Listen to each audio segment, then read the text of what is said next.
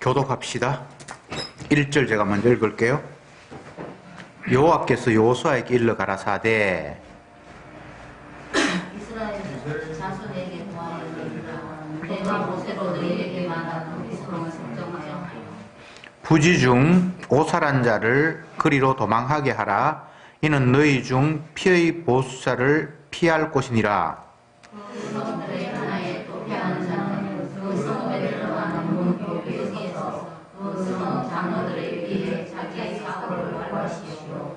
그들은 물려다가 성읍에 들려 한 곳을 주어 자기들 중에 거하게 하고 피의 보수자가 그 뒤를 따라온다 할지라도 그들은 그 살인자를 그의 손에 내어주지 말지니 이는 본래 미워함이 없이 부지 중에 그 이웃을 죽였음이니라. 그 살인자가 회중의 앞에 서서 재판을 받기까지나 당시 대제사장이 죽기까지 그 성읍에 거하다가 그 후에 그 살인자가 온 성읍 곧 자기가 도망하여 나온 그 성읍에 자기 집으로 돌아갈지니라.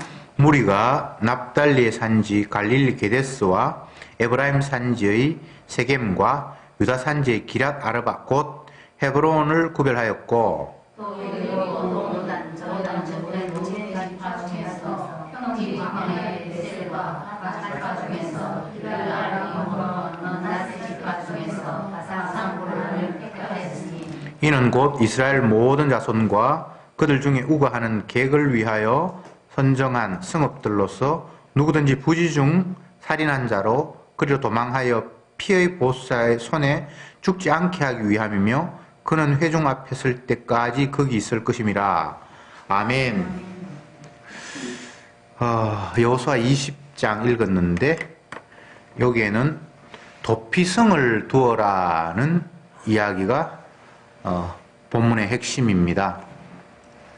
19장까지 이제 다 지파별로 땅을 분배를 했잖아요. 그리고 이제 20장에 넘어와서는 그 분배받은 지역 가운데에서 특별히 6곳에 도피성을 두어라는 것이 오늘 말씀의 핵심입니다. 이스라엘이 일주하게 땅이 이제 이렇게 생겼는데 요단강을 중심으로 해서 르우벤, 갓, 므낫세 반지파 그 요 밑에 이제 유다가 이제 밑에 쪽이고 그 다음에 중간에 에브라임과 므낫세가 이렇게 있고 그 다음에 이쪽에 이제 또 다른 지파가 있는데 요 각 지역에 하나씩 이렇게 크게 해서 6지역을 도피성을 두어라 라고 성경에 기록하고 있습니다. 그러니까 지역별로 잘 안배해서 사람들이 쉽게 피할 수 있도록 이렇게 조치한 것이 오늘 본문의 내용입니다. 도피성은 어떤 의미가 있는가? 우리가 잘 아는 대로 도피성은 사람이 고의가 아닌 실수로 누구를 죽였을 경우에 그 사람이 보복을 당할 수가 있잖아요.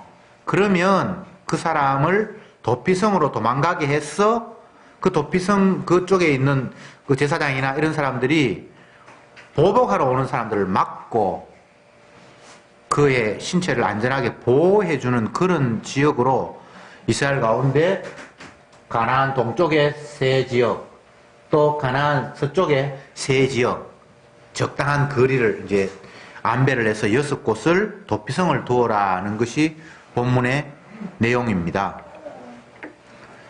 쉽게 이야기하면 도피성도 예수 그리스도를 보여주기 위한 그림이다 이렇게 생각하면 됩니다. 로마서 8장 1절에 이런 표현이 있습니다. 예수 안에 있는 자에게는 결코 정죄함이 없나니 이렇게 말씀이 있습니다. 그러니까 도피성은 주님 안으로 피하는 것으로 신약적으로 의미를 이해하면 좋을 것 같습니다. 물론 이 당시에는 실제적으로 사람을 실수로 죽였고 그것 때문에 가족들이 화가 나서 보복할 것을 염려해서 안전한 장치로 안전한 곳으로 피하는 정말 그런 지역이 있었습니다만 이것을 신약으로 오면 영적인 의미로 예수 안에 피할 때에 누구도 정죄할 수 없는 세계를 보여주는 그림이 이 도피성 제도다 이렇게 이해하시면 쉬울 것 같습니다. 이스라엘 백성들이 애굽에서 살다가 종살이 하다가 하나님의 지시로 애굽을 떠나서 가나안 땅으로 옮겨갔고, 이스라엘 백성들이 가나안 땅을 살게 해주세요라고 기도한 적은 없습니다. 그냥 애굽에 사는데 애굽 사람들이 너무 학대를 하고 심지어는 남자가 태어나면 다 죽이라고 하고 삶이 정말 열악한 환경이 되어서 하나님 너무 힘듭니다라고 부르짖긴 했지만 가나안 땅에 가서 살게 해주십시오 이런 기도를 한 적이 없습니다. 왜냐하면 가나안 땅이 자기 땅이 아니니까. 이스라엘 백성들은 자기 땅도 없어요. 이스라엘의 역사를 우리가 생각을 해보면 아브라함이라는 한 인물을 하나님이 딱 지목함으로 말미암아 그게 이제 이스라엘의 시초가 되잖아요. 아브라함은 갈대아 우르 사람이에요. 지금으로 이야기하면 뭐 이란, 이라크 그 지역에 이제 그냥 대대로 살아왔는데 하나님이 어느 날 갑자기 아브라함에게 찾아와셔서 이제 내가 지명하는 곳으로 너희들이 이사를 가라. 그렇게 해서 옮겨간 땅이 이제 가나안 땅이거든요. 그러면 이제 이게 이스라엘 땅이라면 갈대아 우르는 여대에 있다고 칩시다. 아브라함이 이 지역에 살고 있는데 갑자기 하나님께서 너와 네 아내가 이쪽으로 이사를 가라. 이렇게 해서 아브라함은 하나님의 명령에 의해서 자기 살던 고향을 떠나서 낯선 곳, 지금 가나안 땅으로 이사를 갔단 말이죠. 그러면서 하나님께서 아브라함에게 약속하시기를 내가 네 자손을 하늘의 별처럼 바다의 모래처럼 많게 번성하게 하겠다. 그리고 지금 지금 가나안 땅, 이 일대를 너와 내 자손에게 주겠다라고 하나님이 약속을 하신 거예요. 그랬는데 아브라함이 100세가 되어서 이삭을 낳고 또 이삭이 야곱을 낳고 야곱이 12아들을 낳고 약 한 4대가 지나갔는데 그때 흉년을 만나서 가나안 땅에는 먹을 것이 없어서 굶어 죽을 지경이 되니까 이쪽에 살고 있던 사람이 이쪽이 애굽입니다. 애굽으로 이사를 가버렸어요. 야곱의 후손들이. 근데 그 애굽에서 이사 간 사람이 약 70명 정도가 됐단 말이에요. 아브라함 이쪽으로 이사 가서 이거 4대가 살았는데 4대 뭐 합쳐도 한 70명 정도가 됐는데 흉년을 만나서 이 70명이 다 애굽으로 이주를 해버렸어요. 그랬는데 애굽에서 하나님께서 그 자손들을 막 번성하게 하셔서 몇 대가 안 됐는데 인구가 어마어마하게 늘었어요. 심지어는 애굽에 있는 본토인들이 히브리인들이 너무 많이 번성을 하니까 역전 현상이 벌어질까봐 불안해서 남자가 태어나면 다 죽이는 정책까지 설 만큼 인구 억제를 시켜야 될 만큼 애굽의 상황이 이상하게 바뀌었어요. 그럴 때 하나님께서 모세를 세워서 가나안 땅으로 다시 돌아가라고 명령을 하셨단 말이죠. 왜냐하면 이 땅을 원래 너희 조상 아브라함에게 너가 이 땅을 차지할 거라고 하나님이 약속하셨으니까 그 땅으로 가야 돼 라고 말씀을 하셔서 그들은 영문도 모르고 그냥 그 땅으로 가게 되는 거예요. 이게 이스라엘의 역사예요. 그래서 애굽에서 처음에 애굽을 들어가서 70명인데 나중에는 뭐 40만인지 이렇게 돼서 이쪽으로 다시 여기로 옮겨가는데 이 땅으로 옮겨가면서 이때부터 이스라엘이라는 한 국가가 형성이 되는 거예요. 그 전까지는 애굽에 살 때는 이스라엘이 그냥 히브리인, 히브리 지역에 살던 사람 이런 이름밖에 없어. 그게 나라는 아니고 한 70명 정도 되는데 그게 뭐 나라라고 말하기는 힘들잖아요. 아브라함의 후손들, 히브리인들, 히브리 지역에서 살다 온 사람들 이런 식으로 그냥 이름이 붙여졌을 뿐인데 나중에 이 애굽을 탈출해서 가나안 갈 때는 정식으로 이스라엘이라는 국가가 성립이 돼요. 이스라엘은 그렇게 생긴 거예요. 아시겠죠? 그런데 이스라엘에 다시 돌아가서 하나님이 여기에 12지파를 이제 나누고 땅을 다 분배를 해서 너희들이 말씀대로 이 땅에서 살아야 된다라고 말씀하시고는 20장에 넘어와서는 그런데 이 이스라엘의 12지파 가운데 6지역은 도피성을 마련해라 라고 주님께서 말씀을 하신 거예요. 도피성이 왜 마련됩니까? 실수로 사람을 죽였을 때 그 사람을 가족들이 보복하지 않도록, 고의적으로 사람을 죽였으면 그건 법으로라도 뭐 사형을 내리든지 감옥에 가두든지 보복을 해도 어쩔 수 없는데, 죽일 의사가 없었는데 뭐 나무를 하기 위해서 도끼로 나무를 찍는데 갑자기 도끼날이 헐급에서 빠져나가서 길 가는 사람이 맞았다든지 뭐 이런 경우 성경에 예도 있습니다. 여기 보면 어쨌든 죽일 의사가 없었는데, 미워하는 의사도 없었는데 실수로 사람을 죽였을 경우에 그 생명은 보호해야 되기 때문에 도피성을 마련을 했어요. 근데 여기 오늘 본문을 보면 가나안 이 서쪽 지역에 유다, 저쪽 에브라임 지역, 여기에는 뭡니까? 납달리 지역, 이쪽에 이제 납달리 지역, 이쪽에 도피성을 두는데 이쪽에는 다 산지, 높은 산 언덕에 도피성을 마련하도록 하나님께서 지시를 하셨고, 가나안 이 동편에는 그냥 뭐 평지에 아무 때나 이렇게 중간 지역에 이렇게 말씀을 하셨는데, 굳이 이제 산지를 말씀하신 이유는 아마 요새처럼 그렇게 돼서 쉽게 누구든지 침략해 오지 못하고, 만약에 누군가 외부의 사람이 올 때는 눈으로 확인해서 식별할 수 있는 그런 위치를 하나님께서 마련해 주셨던 것 같아요. 이쪽 지역엔 대부분 평지니까 굳이 뭐 언덕에 하라는 말은 없고, 이쪽에는 산지가 많거든요. 그래서 산지 쪽에 높은 위치에서 그들이 도피성을 마련해라 라고 성경에서 말씀하고 있습니다. 제가 7절부터 읽어볼게요. 무리가 납달리의 산지 갈릴리 가데스, 여기 산지 지어 있죠. 갈릴리 가데스와 에브라임의 산지 세겜과 유다의 산지 기랏 아르바 이렇게 돼 있죠. 그죠? 그 이쪽 땅, 그 땅과 서편 땅에는 산지가 많은데, 물론 평지도 있습니다만 높은 그 언덕에 도피처를 두어라 그렇게 말씀하셨단 말이죠. 이쪽에는 별로 산지가 없으니 그냥 뭐 적당한 지역 중간 위치에 도피성을 마련하고, 그래서 철저히 실수해서 도망 온 그런 사람들을 안전하게 보살피고 보호할 수 있는 그런 위치가 이 도피성입니다.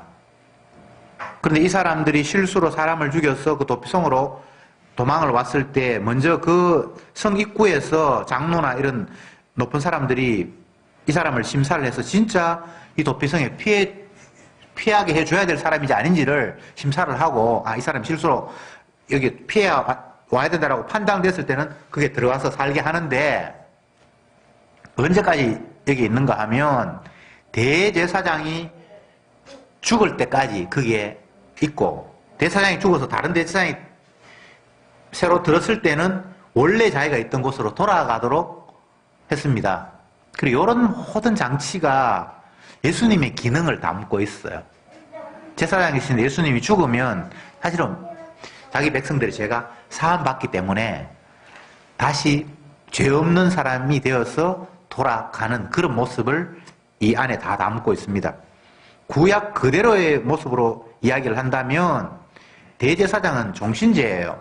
죽어야 그 아들이 또 대제사장이 되니까 옛날 왕처럼 꽤 이제 길게 하는데, 구약의 그 원리 그대로를 이야기를 하면 피해자가 이제 그 분노가 어느 정도 식을 넣던 시간이 흘러서 다시 돌아가면 피해가 없을 것이라는 그런 이제 측면도 있고, 그건 이제 표면적인 측면이고, 내면적으로는 대제사장이 죽어서 백성의 죄를 다 사하면 더 이상 죄가 없으니까 그는 다시 고향으로 돌아가도록 율법을 마련해 놓으셨습니다. 그러니까 가나안 땅은 사람 살기 위한 땅이 아니라 하나님 마음 설명하려고 모든 제도를 뒀어요.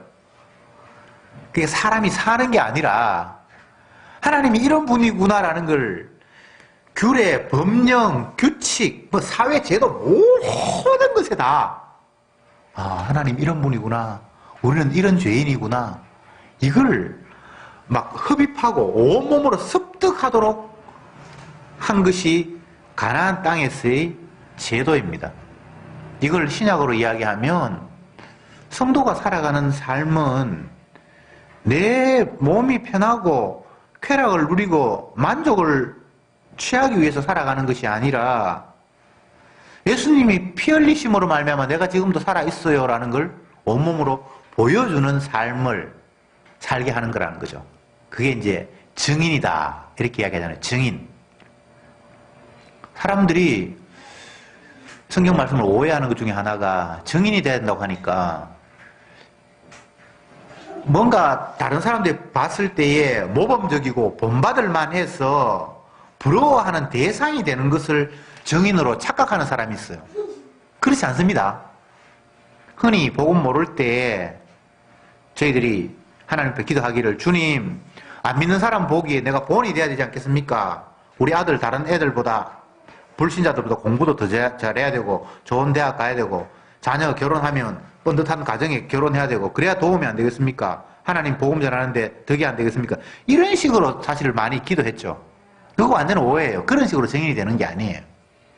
증인은 목격한 바를 진술하는 사람이 증인이에요. 자기의 경험했던 바가 주님의 긍휼과 사랑이었다는 것을 온몸으로 보여주는 사람이 증인이에요. 이스라엘 백성들은 여호와의 증인이잖아요. 그러면 이스라엘 백성들이 지금 가나안 땅에 들어가 있다고 하면 어떤 식으로 증인이 되는 거 하면 우리는 하나님이 바다를 갈라서 건너오게 됐어. 우리가 광야에 살 때는 하늘에서 만나를 주셨고 메추라기를 주셨어. 우리가 안 굶고 이때까지 살았어. 이게 증인이에요. 주님 안 믿는 바알 섬기고 아세라 섬기는 사람은 저렇게 잘 사는데 여호와 섬기는 우리가 못 살아야 되겠습니까? 저들보다 훨씬 더 잘 살게 해주셔서 그들이 우리를 부러워하고 여호와 신을 믿게 하옵소서. 이런 게 아니에요. 아시겠습니까? 증인이라는 개념이 전혀 달라요. 모범되고 본받고 싶어서 저기 좀 돋보이네 이런 개념이 아니란 말이죠.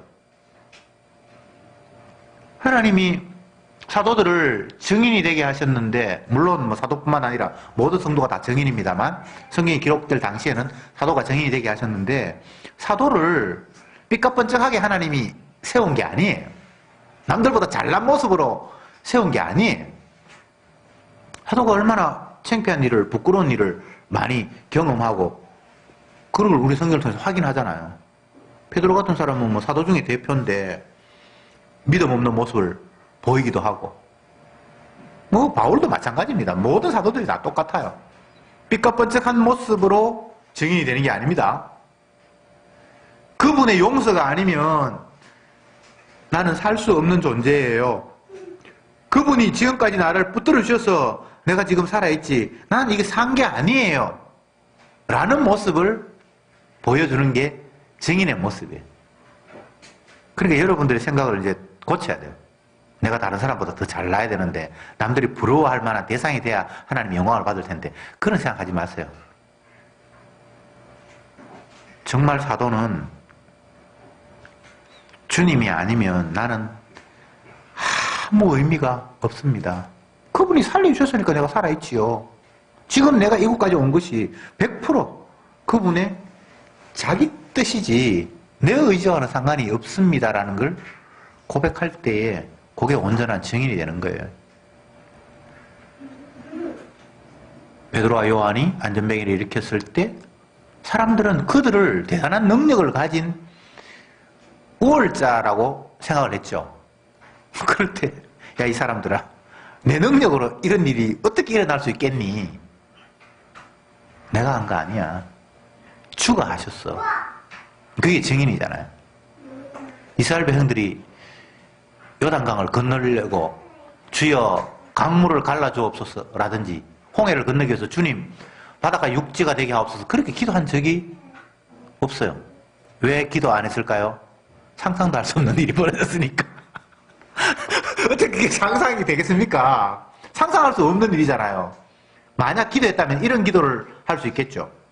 주여 애국 군대가 지금 우리 뒤를 추격해서 우리를 잡으려고 하는데 하늘에서 우박이 내려져서 저들이 다 죽게 하옵소서. 이건 뭐 있을 수 있어요. 구약에 그런 역사들이 막 있으니까. 그런데 홍해가 갈라지기 전에는 한 번도 그런 걸 보도 듣도 상상도 못한 일이에요. 바닷물이 깊이가 뭐 수영장도 아니잖아요. 수영장도 갈라지는 거 없어요. 세수대 물도 안 갈라져요. 이건 뭐 과학이든 경험이든 우리의 상상으로는 아예 있을 수 없는 일이기 때문에 그런 기도 못 하는 거예요. 근데 하나님이 그 일을 하셨잖아요. 광야엔 왜 하나님이 이스라엘 백성들을 보냈습니까? 애굽을 벗어나서 가나안 땅으로 가는 게 하나님의 목적이었다면 지름길로 가면 2주 하면 가요. 보름길이라고 성경에 나와있어요. 보름길. 그렇게 먼 길이 아니에요. 근데 하나님이 광야를 집어넣어서 40년 동안 헤매게 만들거든요. 주님이 인도하셔서 자기들이 길을 찾아간 게 아니에요. 불기둥 구름기둥으로 하나님이 가라고 신호한 대로 갔어요. 40년 동안 헤맸어요. 가나안 땅으로 가는 것만이 지금 중요한 게 아니에요. 그 모든 과정이 주님을 증거하는 주님의 증인 만들려고 하신 일이에요. 어리석은 인간들은 자꾸만 효율을 생각합니다. 효율, 능률. 시간이 가능하면 적게 들고 힘이 덜 들고 일을 이루면 좋잖아요. 기업을 하는 사람은 적은 노력으로 더 많은 수익을 얻는 게 경제의 최고의 원리라고 해요. 우리는 그런 것으로 세뇌되어 있어요. 세상을 살면서. 차를 타고 울산에서 서울까지 간다. 그러면 가장 짧은 시간에 편하게 갈 수 있는 길을 우리는 모색하죠. 그런데 서울까지 가는데 그런 기준이 아니라 뭐 경치 좋은 곳으로 간다든지 또 아니면 뭐 더 길이 험한 곳으로 간다든지 뭐 이런 식으로 길을 선정하는 사람은 없어요. 짧은 기간에 편하게 돈 적게 들고 우리는 이런 식으로 생각을 합니다. 근데 하나님이 이런 그런 우리의 보편적인 사고와는 아예 맞질 않아요. 그러면 주님의 기준과 우리의 기준이 지금 다른 거잖아요. 제가 지금 무슨 말씀을 드립니까? 애굽에 있는 히브리인들을 아브라함과 약속하셨다. 내가 너희 조상과 약속했다. 가나안 땅을 너와 내 후손에게 주겠다 약속하시니까 내가 그를 보내겠다. 그렇게 말씀을 하셨으면 이 애굽에서 가나안 땅으로 가려고 하면 보름길, 보름입니까? 15일입니까? 15일이면 직통으로 갈 수 있는 거리라고 성경에 나와 있어요. 근데 주님이 뭘 이렇게 빙빙빙빙 돌다가 이쪽을 지나서 이쪽을 돌다가 이쪽에서 이렇게 들어가는 길을 택하거든요. 이 과정을 보면. 근데 이게 40년 걸렸단 말이에요. 15일 길을 40년이 걸렸으면 이건 이 바보예요, 바보. 왜 바보입니까? 인간은 효율을 생각하기 때문에 A라는 곳에서 B 지점으로 옮겨갈 때 가장 단기간에 쉽게 갈 수 있는 길이 바른 길이라고 우리는 머릿속에 생각하고 있기 때문에 그래요. 근데 하나님은 그게 아니에요. 그 길을 가는 과정 속에서 주님이 어떤 분이며 그 과정을 인도하는 모든 과정들을 눈으로 목격하고 귀로 듣고 손으로 만져서 주님이 우리를 이 길을 통과하시는 일에 이런 일을 일으켰어요 라고 말할 거리를 증인될 거리를 주님이 마련하신 거예요. 그래서 주님은 이런 방법을 취하신 거예요. 증인이 돼야 되니까. 이들이 가나안 땅에 가서 가나안 백성들에도 증인이 돼야 되고 가나안 주변을 살아가는 모든 백성들에도 주님이 우리를 어떤 식으로 인도했는지를 말하고 전해야 되기 때문에 이런 경험을 하게 하신 거예요. 저와 여러분들의 인생도 증인의 인생이기 때문에 효율적으로 하나님 우리를 인도하지 않아요. 증인되게 하려고 온갖 것들을 다 경험하게 하신 거예요. 야, 네 광야에 비도 안 내리고 먹을 것도 없고 양식도 없는데 농사 지을 시간도 없고 뭐 계속해서 이동해 다녔으니까 한 곳에 정착해야지 농사를 짓든지 하지. 하나님이 하늘에서 밤에 불기둥이 움직이면 그들은 텐트를 접고 옮겨가야 돼요. 또 구름이 불기둥이 멈추는 곳에 서서 또 살았어. 그러다가 또 옮겨가면 또 옮겨갔어요. 언제 떠날지도 모르고 얼마나 머물지도 모르는 삶을 40년 동안 살았어요. 농사 택도 없죠. 농사를 지을 땅도 아니에요. 사막이 무슨 농사가 됩니까? 의도적으로 하나님이 물 없는 곳, 양식 없는 곳, 아무것도 없는 곳을 의도적으로 인도했는데. 그러면 물도 없고 양식도 없고 뭐 아무것도 없으면 죽어야죠. 근데 안 죽었어. 뭐 먹었는데? 아침에 일어나 보니까 뭐 하늘에서 하나님께서 먹을 걸 잔뜩 깔아놔가지고 먹었다는 거예요. 그 경험해서 그 이야기 하라고. 우리가 죽을 수밖에 없는 환경에 갔는데 하나님이 먹이시더라. 그래서 나 살았다. 그 이야기 하라고 이스라엘 백성들을 그런 곳으로 인도한 거예요. 편한 길, 넉넉한 길, 걱정 없이 먹을 것이 쌓여있고 그게 푸른 초장 쉴만한 곳이 아닙니다. 오해하지 마세요. 누가 봐도 아이고 저 사람 복 받았어. 뭐 재산이 뭐 평생을 자기가 먹어도 다 못 먹는데 그만큼 하나님 복 주셨대. 그게 복이 아니고 나는 살 자격도 없고 조건도 안 되고 벌써 죽어야 되는데 하나님이 자기 긍휼과 사랑으로 오늘까지 날 살려놓았어. 이거 증거하라고 성도를 이끌어 간단 말이죠. 근데 왜 자꾸 우리는 풍성한 것만 자꾸 꿈꿔요? 풍성한 게 은혜입니까? 풍성한 게 은혜가 될 수 있지만 그것만이 아니라 주님 아니면 나는 단 한순간도 살 수 없는 존재예요 라는 이 고백을 나오도록 주님 우리를 이끌어 가시는 거예요. 그래야 증인이 되니까. 풍족하고 넉넉해서 웃는 것, 기뻐하는 것, 그건 누구나 다 하는 거예요.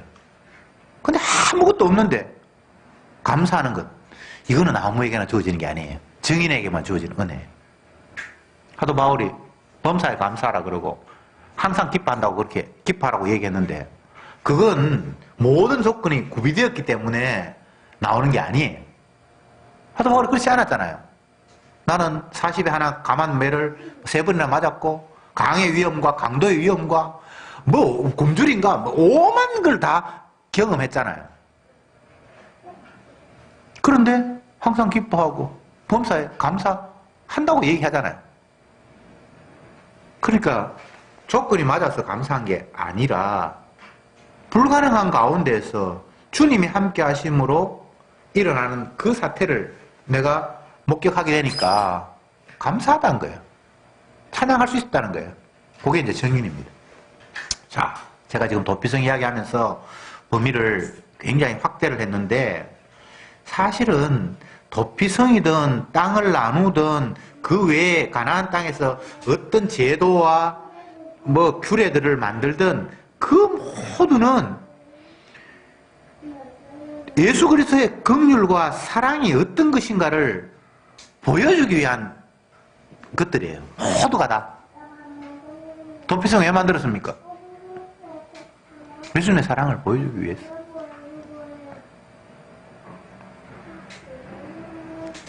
우리가 지금은 신약시대를 살아갑니다만 왜 캐캐묵은 옛날 구약시대 이스라엘 백성들이 땅 나누고 그 땅 나누는 가운데 어떤 지역에 도피성을 두고 이런 이야기를 왜 우리가 읽어야 됩니까?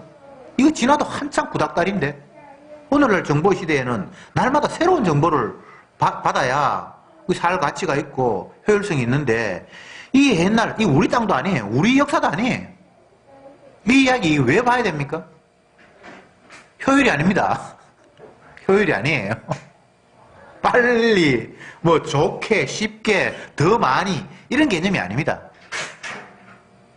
그분의 대신 피 흘리심이 아니면 안 된다라는 사실을 우리에게 확인시켜야 되기 때문에 그 성도에게 은혜란 딴 게 아닙니다.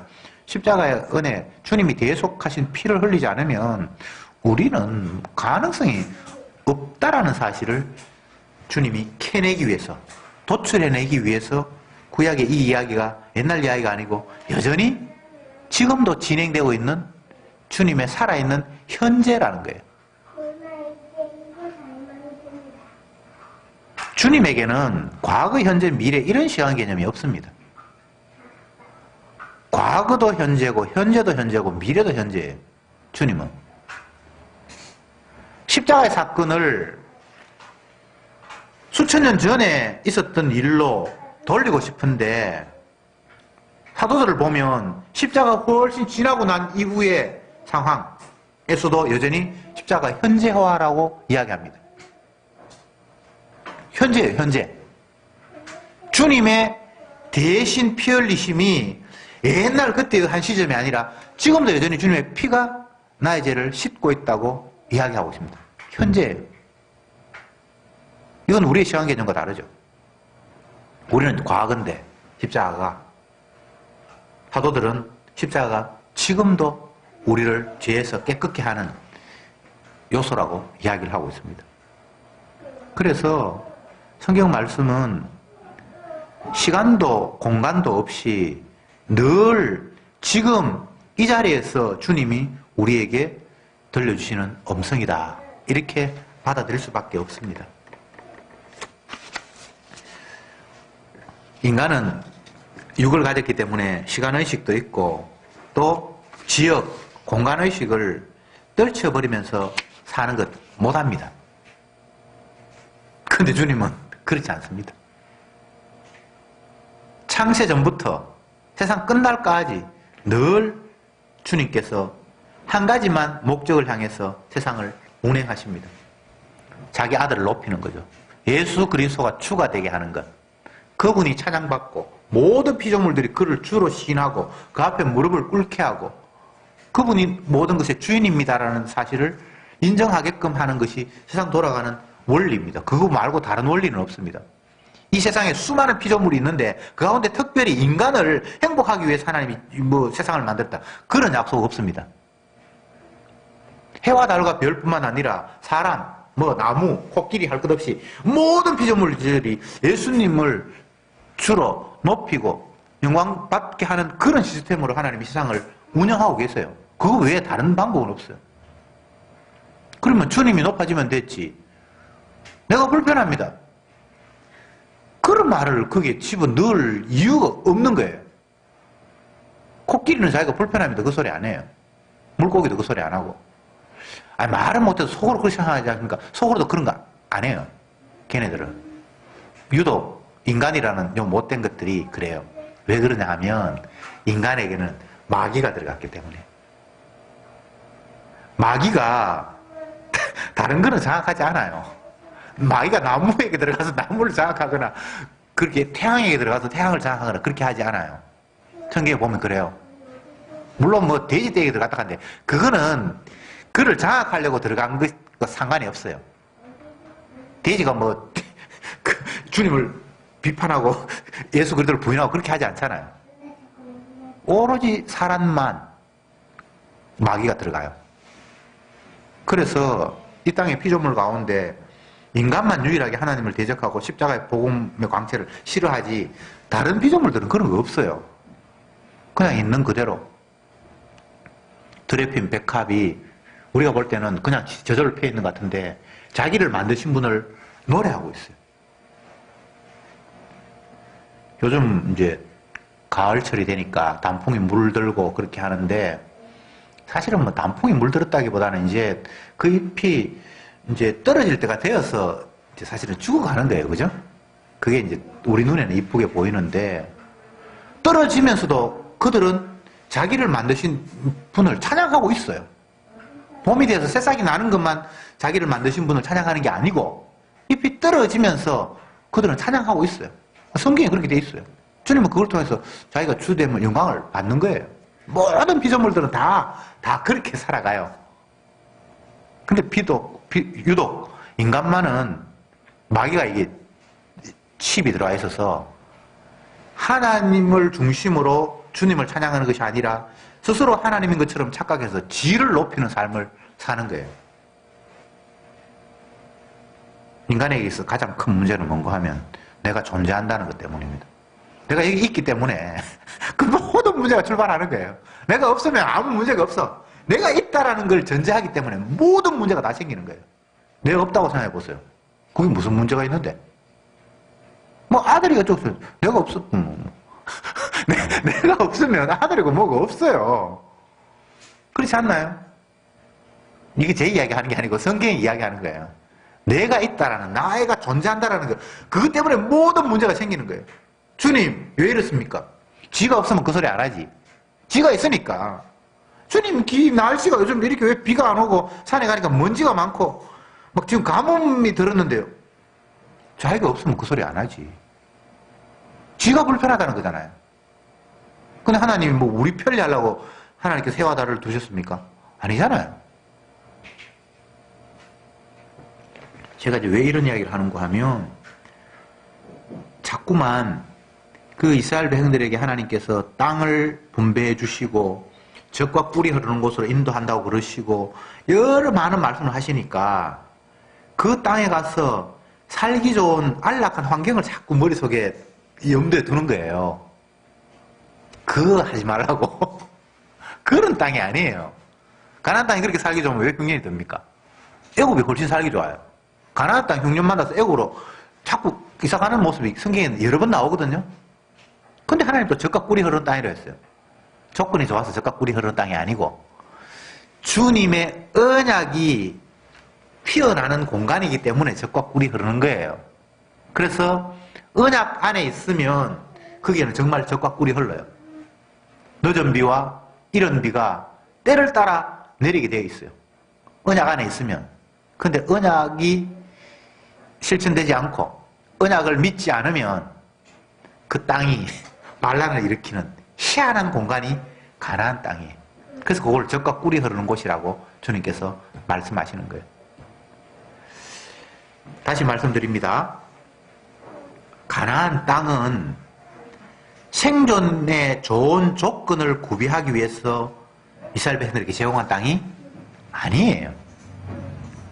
바꿔 이야기하면 우리가 살아가는 이 세상이 예수 믿는 우리가 편리하고 좋게끔 만든 환경이 아니에요. 그러면 뭔데? 증인되라고.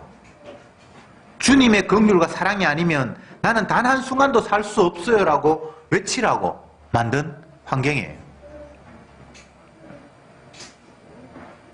어제까지 그렇게 화목하고 사이좋던 관계도 주님께서 그 관계를 틀어버리면 원수가 되는 거예요.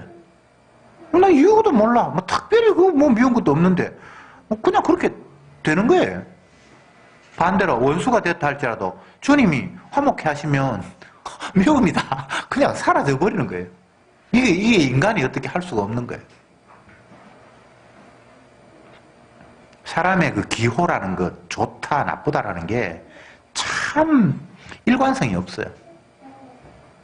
텔레비전을 딱 보는데 갑자기 채널을 바꾸는 거예요. 왜? 꼴보기 싫은 사람이 나왔다는 거예요.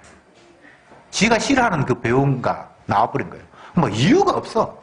마든 만나면 걔는 보기 싫어. 참 맥락이 없잖아요. 그 사람하고 내가하고 뭐 검정관계를 서로 뭐 한 것도 아니고 그 사람이 나한테 욕한 적도 없는데 그냥 나는 싫은 거는 싫은 거예요. 이유도 맥락도 없어요. 이게 어떤 의미일까요? 내가 내 마음대로 안 된다는 거예요. 내가 나를 움직이거나 조정하는 게 아니라는 이야기예요. 모든 인간은 성령께서 움직이시든지 사단이 조정하든지 둘 중에 하나예요. 내 혼자 잡고 있다고 생각하죠. 아이고 뭐 내가 하기 싫으면 안 하지 뭐. 하고 싶으면 하지 뭐. 인간은 날마다 배우를 인정하지 않아요. 뱀의 후손과 여자의 후손의 다툼이 이 세상의 전체 역사라는 걸 인정하고 싶지 않아요. 지가 원하는 대로 다 할 수 있다고 생각한 거예요. 그런 거짓말이 어디 있습니까? 여러분이 원하는데 왜 여러분이 아파요? 왜 비실비실해요? 왜 갑자기 기분이 다운돼요? 내가 내 기분을 컨트롤할 수 있으면 날마다 해피한 쪽으로 계속 가지. 근데 뭐 날 갑자기 자고 일어났는데 괜히 기분이 찹찹하고 뭐 아무 환경이 어제랑 오늘은 특별히 변한 것도 없는데 어제는 굉장히 기분도 좋고 상쾌했는데 오늘은 왠지 마음이 착 깔아져 있어. 왜 그럴까요? 기호 탓입니까? 아니에요. 내가 나의 주인이 아니라는 증거예요. 누군가 내 배후에 나를 움직이고 있다는 결정적인 증거예요. 다시 말씀드립니다. 세상이 인간 중심이 아닙니다. 세상은 예수님 중심이고 또 그 예수님 중심이라는 것을 더욱더 빛내기 위해서 마귀가 세상을 장악하고 있는 이런 구조가 우리가 놓여있는 이 공간입니다. 왜 자꾸 마귀를 무시하고 예수님을 외면하며 살아갑니까? 눈에 보이는 게 전부고, 내가 전부고, 내가 돛대고, 내가 원하는 대로 돼야 되고, 도대체 이 교만이 어디에서 피어난 거예요? 내가 나를 만들었으면 내가 원하는 대로 이끌어 가야겠다는 말이 정당성이 있는데, 내가 나를 이 땅에 보내지 않았잖아요. 보낸 분이 있잖아요. 그분이 자기 마음대로 하겠다는데, 왜 자꾸 내가 주인을 발로 찹니까? 오늘 오전 말씀에서 있는 자는 더 받을 것이고 있다고 생각하는 자는 그 있는 것마저 빼앗으리라, 빼앗기리라. 내 걸 누가 빼앗아요? 근데 빼앗는 분이 계시는 거예요. 이게 현실입니다.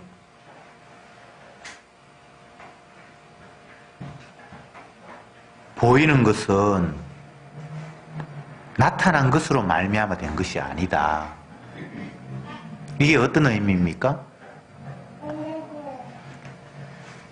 마이크가 보이고 뭐 물컵이 있고 성경책이 있고 테이블이 있고 사람이 있고, 이 보이는 것이 보이는 것으로 말미암아 있는 게 아니라 보이지 않는 그 무엇에 의해서 보여지는 게 생겼다는 거예요. 무슨 말인지 아시겠죠? 모든 피조물들은 보이지 않는 창조주에 의해서 만들어진 거예요. 근데 인간들은 안 보이는 것을 인정하지 못하니까 보이는 것에 의해서 영향을 받아서 또 다른 보이는 것이 만들어졌을 것이라고 생각하는 거예요. 물론 건물이 지어지고 공산품이 만들어지고 이것들은 인간들이 노력하고 재료를 모아서 만드는 건 맞아요. 그러나 그것이 만들어지기까지의 그 배경, 환경, 그것들은 어떻게 주어진 겁니까? 원료, 재료를 사람이 만듭니까? 집을 짓는데 돌을 쌓아서 짓거나 흙을 쌓아서 짓거나 아니면 뭐 철근이나 뭐 이런 나무를 통해서 집을 짓는데 그 원료는 누가 만들었습니까? 누가 만들었어요? 사람이 안 만들었잖아요. 근데 그걸 자꾸 놓치는 거예요. 있는 재료를 가지고 이렇게 저렇게 해서 모양을 만들어 놓고 지가 만들었다고 자꾸 우기고 있는 거예요. 내가 내 새끼를 만들었습니까? 아니에요. 그냥 뭐 이쁜 사람, 서로 사랑하는 사람 만났는데 그냥 그렇게 생기네. 인간이 하는 게 아니에요. 무엇이든. 근데 보이는 것은 인간밖에 없고 눈에 잡히는, 손에 만져지는 이런 피조물밖에 안 보이니까 그것의 영향에 의해서 또 다른 무엇이 만들어졌다고 자꾸만 우리는 그렇게 착각을 하는 거예요. 아닙니다. 주가 다 움직이시는 거예요. 그리고 마귀가 주의 일에 방해하면서 또 거기에 개입하고 있는 거예요. 그게 펼쳐진 오늘날의 세계예요. 영화를 보면 뭐 귀신 이야기도 나오고 정령 이야기도 나오고 뭐 오만 것이 다 나오는데 그런 게 아니에요. 예수님과 예수님을 방해하는 그 두 세력밖에 없어요. 사실은 간단한데 그걸 모르니까 자꾸 예수님도 아닌 복음의 광채를 방해하는 사탄의 역사가 아닌 다른 제2의 무엇이 있을 것이라고 사람들은 자꾸 상상하잖아요. 그래서 그걸 뭐 쫓아낸다 그러고 그걸 뭐 다스린다 그러고 거기에 잘 보여야 우리가 행복하다 그러고 그게 종교잖아요. 제가 재미없어서 2달 넘게 끝이 나지 않은 그 책이 있는데 북유럽의 신화라는 그런 제목의 책이 있어요. 너무너무 재미가 없어서 2달째 지금 끌고 있는데 그 이야기 보면 뭐 어떤 신이 나타났어 어떻게 해서 어떻게 된다 이런 이야기예요. 그 내용들은 뭐 어떤 것인가 하면 인간이 알 수 없는 미지의 세계를 신화의 세계로 꾸며서 그들이 우리를 조정해서 이렇게 되어간다라는 그런 내용이에요. 근데 그들이 사실은 성경에는 예수님이고 사단인데 예수님도 안 믿고 사단도 안 믿으니까 그럼에도 불구하고 우리는 우리가 원치 않는 곳으로 밀려가는 것은 인정할 수밖에 없으니까 상정하는 것이 예수님 대신 사단 대신 신의 세계. 자꾸 그렇게 만들어가는 거예요. 그게 신화의 세계예요. 북유럽만 신화가 있습니까? 아니에요. 인간이 공존하는 모든 지역에는 다 신화가 있어요. 왜 그럴까요? 복음을 모르니까 그렇죠. 성경 하나님의 계시를 인정하지 않으니까 자기 나름대로 이해되지 않는 그런 부분들을 신화라는 것으로 처리해서 수긍하려고 하는 거예요. 수긍하고 싶은 거예요. 그래야 내가 나를 납득시킬 수 있으니까. 근데 억지로 그렇게 납득시켜서 될 문제가 아니잖아요. 세상은 예수님 중심이고 예수를 방해하는 사단의 세력이 있고 그 두 세력의 충돌 속에 세상은 펼쳐져 있고 우리는 그 가운데 놓여 있는 게 이거 말고는 더 이상의 팩트가 없어요. 그런데 인간들은 노력하기에 따라 결과가 달라진다 그러고 또 혹시나 내가 모르는 미지의 세계가 있으면 그게 뭐 신이든 뭐든 그에게 잘 보이기 위해서 종교적으로 정성을 기울이거나 맑은 물 떠다놓고 뭐 빌거나 아니면 내 나름대로 귀한 것을 그에게 갖다 바치거나 뭐 온갖 방법을 다 취하는데 결국 그 이유는 뭔가 하면 내 잘 되려고. 그런데 그 마음 가지고 이스라엘 백성들은 여호와 하나님을 섬겼어요. 여호와 하나님이 직접 나타나셔서 나 외엔 다른 신이 없다라고 꽝 그들에게 못 받고 나타나셨는데도 불구하고 그 여호와 하나님을 섬긴다고 하면서 내 잘되기 위한 수단으로 여호와 하나님을 섬겼어요. 그런 식의 하나님이 아닌데 주님의 영광을 위해서 네가 만들어졌다라고 주님께서 그렇게 찾아오셔서 말씀하셨는데 인간들은 그 말 듣고도 하나님 내 도와주세요라고 하나님을 자기를 위해서 이용하는 식으로 섬겼어요. 그게 우상숭배라고 주님은 또 말씀하시는 거예요. 그게 말은 여호와인데 말은 예수인데 그건 우상이야. 그래서 그들을 다 에덴 동산 가나안 땅에서 추방시킨 것이 이스라엘의 역사잖아요. 이제 말씀을 좀 정리를 하면 땅을 주시던 뭐 도피처를 마련하라고 하셨던 인간을 위한 게 아닙니다. 도피처가 있었으면 아이고 실수로 사람 죽인 사람은 좋겠다 이런 식으로 받아들이면 안 됩니다. 사람 좋으라고 하나님이 이 땅에 제도를 마련하신 건 아무것도 없어요. 우리가 심심하다고 결혼시킨 것도 아니고 심심하다고 자녀를 준 것도 아니고 심심하다고 일요일에 한 번씩 교회에 모이라고 하나님께서 어쨌든 이 세상에는 인간을 위해서 하나님이 제도를 마련하신 건 아무것도 없습니다. 그러면 주님이 자기의 주되심을 드러내기 위해서 모든 걸 다 배치해놨는 거예요. 그러면 우리가 하나하나를 누리고 경험하고 어떤 환경에 놓여 있으면서 생각해야 될 것이 지금 이 환경은 무엇 때문에 주님을 위한 것이 되지? 라고 이렇게 생각을 해봐야 한단 말이죠. 이건 왜 주님께서 이렇게 하셨을까? 이걸 통해 주님이 어떻게 영광을 받으실까? 이렇게 생각을 해야 되는데 요렇게 하면 나한테 불리한데 요거는 나한테 괜찮은 것 같네. 계속해서 우리는 어떤 상황이든 뭔가 변화되건 뭐 어떤 환경에 처해지면 내 좋은 것이 없는가를 계속 찾으려고 하는 거예요. 심지어는 하나님의 말씀을 놓고도 이게 나한테 유리한 게 없을까를 성경 구절을 지금 뽑아내려고 하는 거예요. 얼마나 웃기는 이야기입니까? 만물이 주로 말미암아 시작이 되었고 주님에 의해서 운행되고 마지막도 주님에 의해서 종결하게 되어 있습니다. 그 외에 다른 세상은 없습니다. 나를 위한 세상 아닙니다. 나를 위한 시간은 없고 나를 위한 공간은 없어요. 우리 집은 뭐 나를 위한 공간이지. 아니에요. 착각하지 마세요. 우리 교회는 뭐 내 공간이지. 우리나라는 내가 백성이니까 나를 위한 공간이겠지. 그런 착각하지 마세요. 그런 거 없습니다. 만물이 주를 위해서 지원받았어요. 이스라엘을 하나님이 왜 불렀습니까? 나의 영광을 찬미하게 하려 하십니다. 주님 드러내라고, 주님 정인되라고 만들어놨어요. 그러면 우리가 겪는 아픔, 고통, 광야에서의 쓸쓸함, 외로움, 뭐 굶주림, 뭐 어떤 것도 있더라도 나를 위한 것이 아니라 주님의 주되심을 드러내기 위한 환경이잖아요. 그러면 그걸 마다할 수는 없죠. 아유, 주님 그 환경은 내가 너무 힘듭니다. 좀 좋은 환경으로 바꿔주세요. 그런 말을 할 수가 없는 거예요. 이스라엘 백성들이 보름길만 하면 가는 그 가나안 길을 40년을 헤맸는데 그게 주님이 영광받는 방법이에요. 제발 하나님이 말씀하시는 땅, 제도, 여기 나타난 도피성, 이거 내 위주로 이해하지 마십시오. 주님이 자기 영광을 위해서 마련하신 것입니다. 이번 한 주간도 저희들이 어떤 환경을 만나면서 어떻게 주님께서 밀고 땡기실지 모르겠는데 그건 날 위한 환경이 아니라 정인되라고 주님께서 마련하시는 환경임을 잊지 않으시기 바랍니다. 기도합시다. 주님, 감사합니다.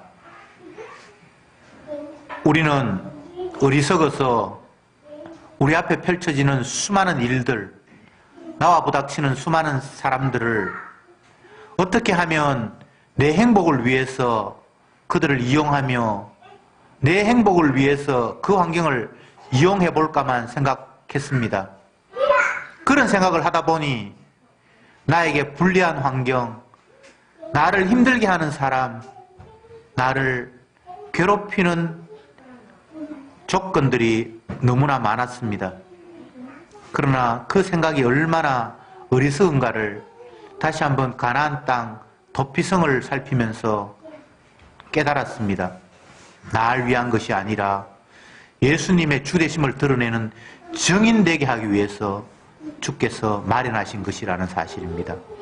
제발 내 중심으로 모든 것들을 바라보는 것이 아니라 예수님의 관점에서 주님을 영화롭게 해야 된다는 그 관점에서 새롭게 모든 것들을 바라보는 은혜를 허락해 주시옵소서. 그래서 어떤 환경이든 그 환경 속에서 주님을 기뻐하며 증인되는 삶을 살게 하옵소서. 예수님의 이름으로 기도드리옵나이다. 아멘.